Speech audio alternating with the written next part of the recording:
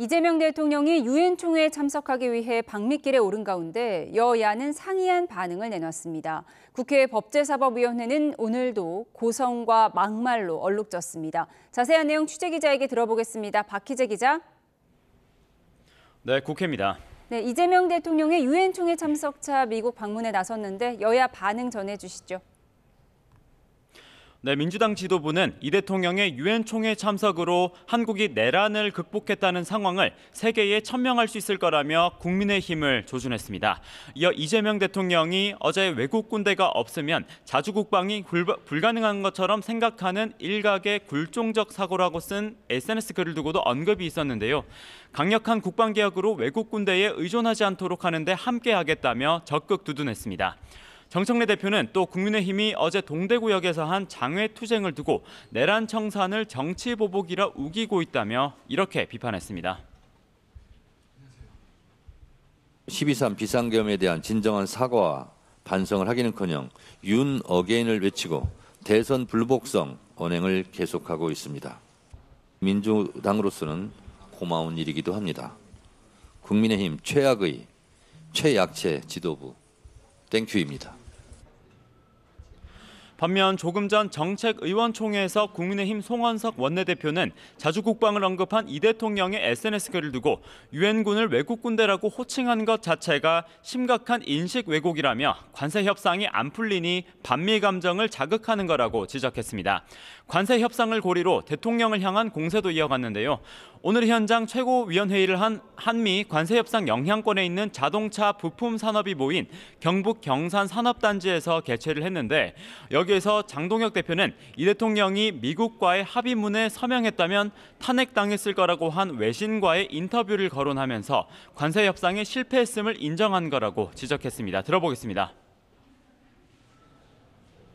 최근 대통령은 타임즈와의 인터뷰에서 만약에 합의문에 서명을 했었더라면 탄핵을 당했을 것이다 라고 하면서 사실상 관세 협상이 완전히 실패였음을 인정했습니다.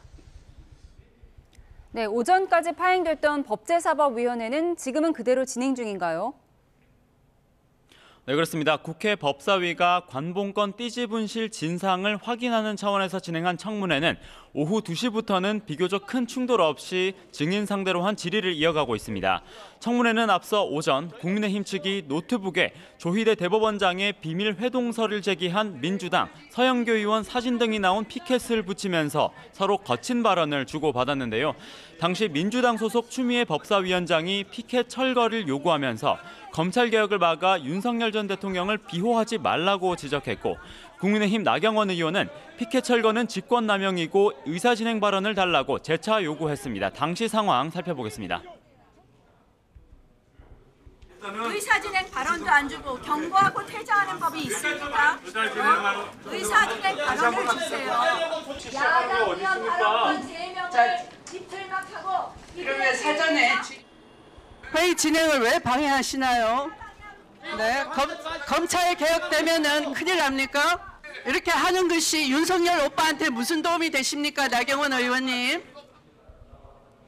한편 국민의힘은 조희대 대법원장과 한덕수 전 총리 간 회동이 있었다는 허위 사실을 유포하고 있다며 조금 전 서울경찰청에 민주당 서영교 부승찬 의원을 고발 조치했습니다. 이후 법사위에서 민주당 박균택 의원은 조희대 대법원장을 직접 법사위에 불러 검증하자고 제안하기도 했습니다. 네, 그런가 하면 검찰청 폐지를 골자로 한 정부조직법 개편안을 두고도 충돌이 예상되죠? 네, 그렇습니다. 검찰청 폐지를 골자로 한 정부조직법 개정안이 국회 행안위에서 법여권 주구도로 의결됐습니다. 법안은 검찰청 폐지 이후로 중대범죄수사청과 공소청을 신설하는 내용이 담겼고 기획재정부는 명칭을 재정경제부로 환원한 뒤 예산 기능을 총리실 산하로 이관하는 내용 등이 포함됐습니다. 민주당 간사인 윤건영 의원은 새 정부가 일하려고 내놓은 정부조직법이라며 국민의힘이 발목 잡기를 한다고 비판했고 국민의힘 간사인 서범수 의원은 입법 독재 끝이 어디까지 갈지 모르겠다며 현행법상 숙려기간도 내팽개쳐졌다고 민주당을 겨냥했습니다. 민주당은 정부조직법을 25일부터 본회의에서 처리한다는 계획인데 이를 두고 국민의힘은 정책의원총회를 열고 무제한 필리버스터를 포함한 대응 방침을 논의하고 있습니다. 지금까지 국회에서 YTN 박희재입니다.